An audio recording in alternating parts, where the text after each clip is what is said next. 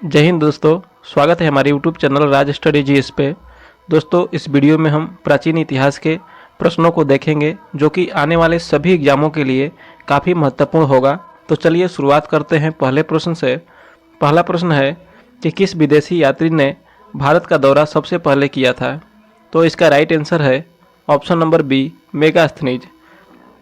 मेगास्थनीज भारत आने वाला पहला विदेशी यात्री था जो कि चंद्रगुप्त मौर्य के काल में भारत आया था।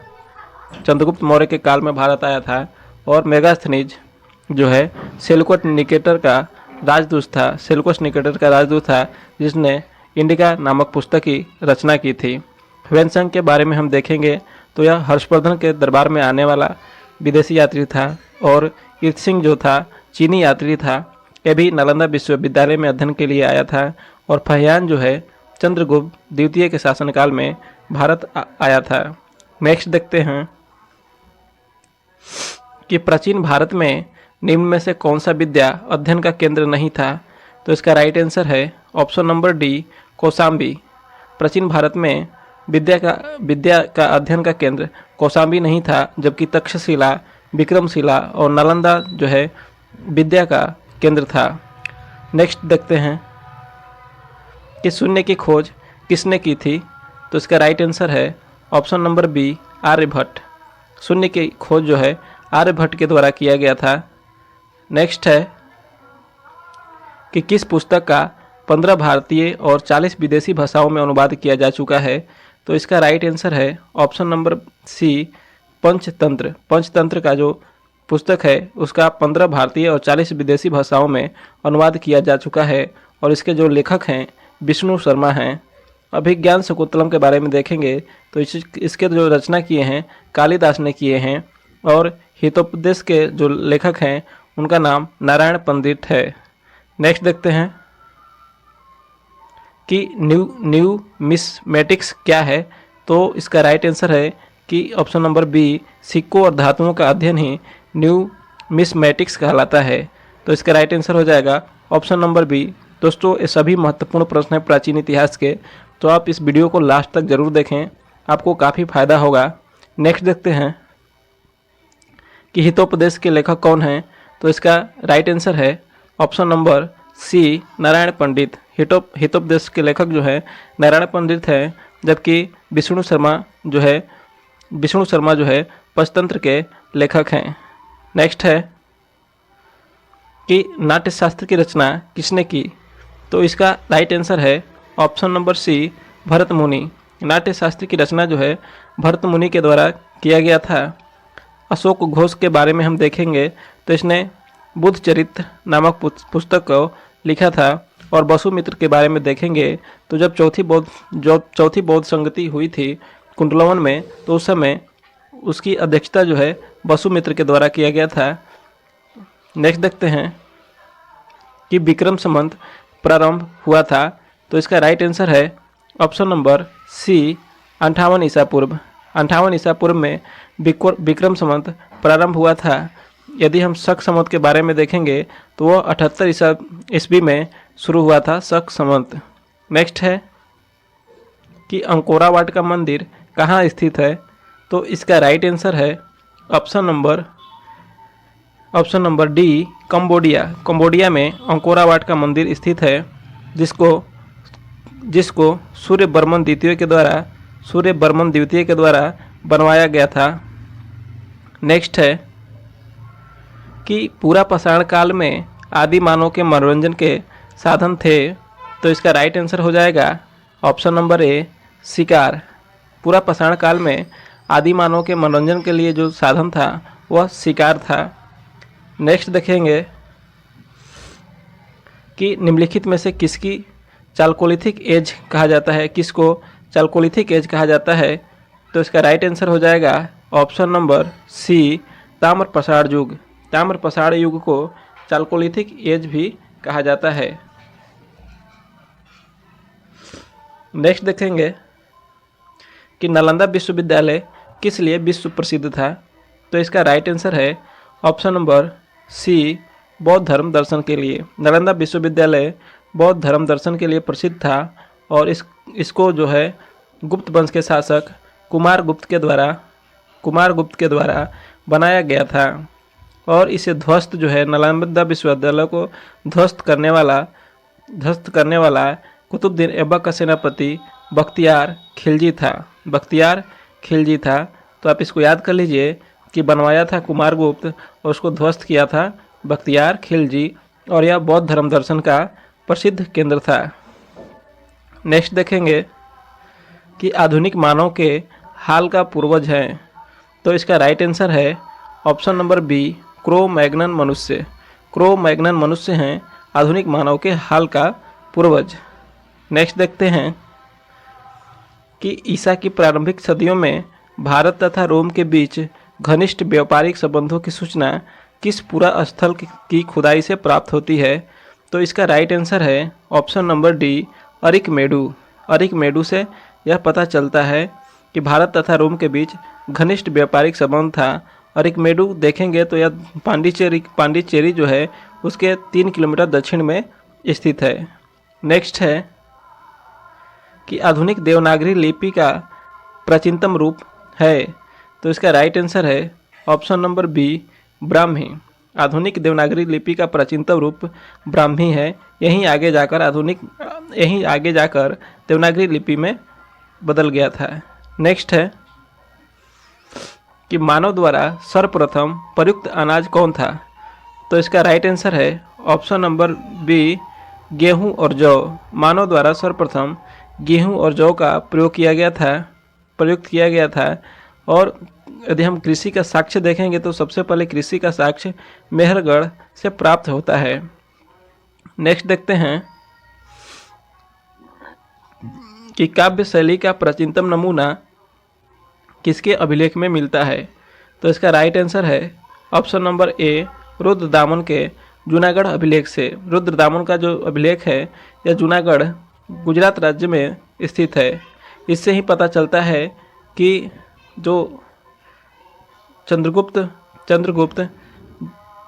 मौर्य था उसका जो शासन था रुद्रदामन के मतलब गुजरात में भी उसका शासन था, यानी पश्चिम भारत में उसका शासन था। नेक्स्ट देखेंगे कि भीमबेटका किसके लिए प्रसिद्ध है। तो इसका राइट आंसर है ऑप्शन नंबर ए, गुफाओं के शैलचित्र से। भीमबेटका मध्य प्रदेश में स्थित है और यह गुफाओं के शैलचित्र के लिए प्रसिद्ध है। भीमबेटका जो है शैलचित्र जो वहाँ पे है उसका प्रमाण मिलता है। शैलचित्र का प्रमाण भीमबेटका से मिलता है और यह मध्य प्रदेश राज्य में स्थित है। नेक्स्ट देखेंगे कि भारतवर्ष के लिए इंडिया शब्द का प्रयोग सर्वप्रथम किसने किया। तो इसका राइट आंसर है ऑप्शन नंबर ए, हेरोडोटस ने भारतवर्ष के लिए सर्वप्रथम इंडिया शब्द का प्रयोग किया और हेरोडोटस को ही हिस्ट्री का यानी इतिहास का पिता के रूप में जाना जाता है। नेक्स्ट है कि प्राचीन नगर तक्षशिला निम्नलिखित में से किसके बीच स्थित है। तो इसका राइट आंसर है ऑप्शन नंबर ए, सिंधु और झेलम। प्राचीन नगर तक्षशिला जो है निम्नलिखित में से सिंधु और झेलम नदियों के बीच में स्थित है। सिंधु नदी के बारे में यदि हम देखेंगे तो यह कैलाश पर्वत के मानसरोवर झील से निकलता है और झेलम नदी के बारे में हम देखेंगे तो यह बेरीनाग झील से निकलता है। नेक्स्ट है कि निम्नलिखित अंग्रेजों में से कौन सा जिसने सर्वप्रथम भागवत गीता का अंग्रेजी में अनुवाद किया था। तो इसका राइट आंसर है option number B, Charles Wilkins ने सर्वप्रथम भगवत गीता का अंग्रेजी में अनुवाद किया था। अलेक्जेंडर कनिंघम के बारे में हम देखेंगे तो इसने पुरातत्व विभाग का स्थापना 1861 में किया था और इसे पुरातत्व का जनक भी माना जाता है। नेक्स्ट है कि प्राचीन भारत में निम्नलिखित में से कौन सी एक लिपि दाईं ओर लिखी जाती है। तो इसका राइट आंसर है ऑप्शन नंबर डी, खरोष्टी लिपि जो है दाईं ओर से बाईं ओर की तरफ लिखी जाती है। नेक्स्ट है कि निम्नलिखित में से कौन सा एक प्राचीन भारत में व्यापारियों का निगम था। तो इसका राइट आंसर है option number D Manigram. Manigram जो है प्राचीन भारत में व्यापारियों का निगम था। नेक्स्ट है कि मुद्रा राक्षस नामक पुस्तक का लेखक कौन था? तो इसका राइट आंसर है option number A Vishakha Datta. Vishakha Datta ने मुद्रा राक्षस पुस्तक का लेखक हैं और मुद्रा राक्षस एक नाटक है। बाणभट्ट जो देखेंगे, बाणभट्ट के बारे में, तो यह हर्षवर्धन का दरबारी कवि था। कौटिल्य जो था चंद्रगुप्त मौर्य का मंत्री था। और कल्हण ने राज तरंगिणी की रचना की थी, जिसमें कश्मीर के इतिहास के बारे में जानकारी मिलती है।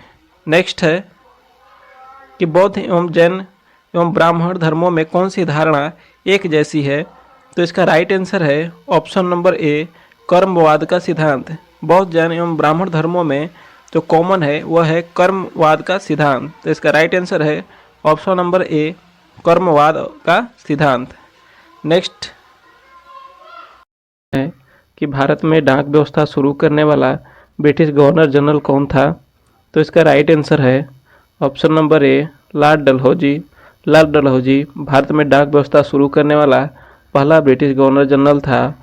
और लॉर्ड डलहौजी के समय ही भारत में 1853 में पहली बार रेलगाड़ी की शुरुआत मुंबई से थाने के बीच में की गई थी। लॉर्ड विलियम बेंटिक के बारे में हम देखेंगे तो इसके समय ही सती प्रथा का अंत किया गया था राजा राममोहन राय के प्रयास से। नेक्स्ट है कि वह कौन सा अधिनियम था जिसने भारत में सत्ता ब्रिटिश ईस्ट इंडिया कंपनी से ब्रिटिश क्राउन में स्थानांतरित की थी? तो इसका राइट आंसर है ऑप्शन नंबर डी भारत सरकार अधिनियम 1858। भारत सरकार अधिनियम 1858 के आधार पर ही जो भारत में ब्रिटिश इंडिया कंपनी का शासन था उसे स्थानांतरित करके ब्रिटिश क्राउन के हाथों में दे दी गई थी। क्योंकि इसी समय 1857 में जो सैनिक विद्रोह हुआ था, इसके वजह से ईस्ट इंडिया कंपनी के सत्ता को ब्रिटिश क्राउन में हस्तांतरित कर दिया गया। और उस समय वायसराय लॉर्ड कैनिंग था उस समय वायसराय। नेक्स्ट है कि भारत के संविधान में प्रदत्त हमारे देश का नाम क्या है? तो इसका राइट आंसर है ऑप्शन नंबर सी इंडिया अर्थात भारत। भारत के संविधान में हमारे देश का नाम इंडिया अर्थात भारत है। नेक्स्ट है कि भारतीय संविधान के निर्माण में सर्वाधिक गंभीर प्रभाव निम्नलिखित में से किसने छोड़ा है? तो इसका राइट आंसर है ऑप्शन नंबर बी भारत सरकार अधिनियम। भारत सरकार अधिनियम 1935 के द्वारा हमारे संविधान में सर्वाधिक प्रावधान को लिया गया है। तो इसीलिए भारतीय संविधान के निर्माण में सर्वाधिक प्रभाव जो है भारत सरकार अधिनियम 1935 का है। नेक्स्ट है कि भारतीय संविधान को कितने भागों में विभाजित किया गया है? तो इसका राइट आंसर है ऑप्शन नंबर सी 22 भागों में। जब हमारा संविधान बनकर तैयार हुआ उस समय हमारे संविधान को 22 भागों में बांटा गया था। नेक्स्ट है कि रक्त समूह ओ वाला व्यक्ति किस रक्त समूह के व्यक्तियों को रक्त ले सकता है? तो इसका राइट आंसर है ऑप्शन नंबर डी केवल ओ। रक्त समूह वाला व्यक्ति केवल ओ रक्त समूह वाले व्यक्तियों से ब्लड ले सकता है, जबकि यह सभी ब्लड ग्रुप वाले व्यक्तियों को अपना ब्लड दे सकता है। इसलिए रक्त समूह ओ को सर्वदाता कहा जाता है। नेक्स्ट है कि भूमध्य रेखा से उत्तर या दक्षिण किसी दिए गए स्थान की कोणीय दूरी क्या कहलाती है? तो इसका राइट आंसर है ऑप्शन नंबर सी अक्षांश रेखा कहलाती है। भूमध्य रेखा से उत्तर या दक्षिण किसी दिए गए स्थान की कोणीय दूरी अक्षांश रेखा कहलाती है। नेक्स्ट है कि भूगर्भ में जिस स्थान पर भूकंपीय तरंगों की उत्पत्ति होती है उस स्थान को क्या कहा जाता है? तो इसका राइट आंसर है भूकंप केंद्र। जहाँ से भूकंप की उत्पत्ति होती है उसे भूकंप केंद्र कहा जाता है। और धरातल के जिस स्थान पर सबसे पहले भूकंप पहुँचती है उसे अधिक केंद्र कहा जाता है। नेक्स्ट है कि निम्नलिखित में से कौन विश्व का सबसे ऊंचा ज्वालामुखी पर्वत है? तो इसका राइट आंसर है option number D, mount Kilimanjaro, mount Cotopaxi. Mount Cotopaxi विश्व का सबसे ऊंचा ज्वालामुखी पर्वत है। नेक्स्ट है कि क्षोभ मंडल की धरातल से औसत ऊंचाई लगभग कितनी होती है? तो इसका राइट आंसर है ऑप्शन नंबर सी, 13 किलोमीटर, क्योंकि क्षोभ मंडल की जो विषुवत रेखा और ध्रुव की ओर जो लंबाई होती है, ध्रुव की तरफ 8 किलोमीटर और विषुवत रेखा की तरफ 16 किलोमीटर होता है, तो इसका जो औसत ऊंचाई होता है लगभग 13 किलोमीटर होता है। नेक्स्ट है कि तीसरे आंग्ल मैसूर युद्ध को रोकने के लिए टीपू सुल्तान ने अंग्रेजों के साथ कौन सी संधि की थी? तो इसका राइट आंसर है ऑप्शन नंबर बी, श्रीरंगपट्टनम की संधि। तीसरे आंग्ल मैसूर युद्ध को रोकने के लिए टीपू सुल्तान ने अंग्रेजों के साथ श्रीरंगपट्टनम की संधि किया था, जबकि प्रथम आंग्ल मैसूर युद्ध मद्रास की संधि के तहत समाप्त हुआ और द्वितीय आंग्ल मैसूर युद्ध मंगलौर के संधि के तहत समाप्त हुआ। नेक्स्ट है कि 1857 की क्रांति के समय ब्रिटेन का प्रधानमंत्री कौन था? तो इसका राइट आंसर है option number D, Lord Palmerston. 1857 की क्रांति के समय ब्रिटेन का प्रधानमंत्री लॉर्ड पामस्टन था, जबकि भारत में गवर्नर जनरल लॉर्ड कैनिंग था। नेक्स्ट है कि महात्मा गांधी की हत्या कब हुई थी? तो इसका राइट आंसर है 30 जनवरी 1948 ईस्वी। 30 जनवरी 1948 ईस्वी को महात्मा गांधी की मृत्यु हुई थी, जबकि जन्म 2 अक्टूबर 1869 को पोरबंदर, गुजरात में हुआ था। नेक्स्ट है कि सरदार वल्लभ भाई पटेल को जाना जाता है, तो ऑप्शन है राज्यों के पुनर्गठन के लिए, ये सही है। लौह पुरुष के रूप में, ये भी सही है। देश बंधु इस नाम से नहीं जाना जाता, यानी इसका सही उत्तर है ऑप्शन नंबर ए, 1 और 2। नेक्स्ट है कि निम्न में से किसके अंतर्गत भारत में सर्वप्रथम सर्वोच्च न्यायालय की स्थापना हुई थी? तो इसका सही उत्तर है ऑप्शन नंबर ए, रेगुलेटिंग एक्ट 1773। रेगुलेटिंग एक्ट 1773 के आधार पर ही 1774 ईस्वी में कलकत्ता में सर्वोच्च न्यायालय की स्थापना हुई, जिसके प्रथम जो मुख्य न्यायाधीश थे इलीजा इम्पे थे।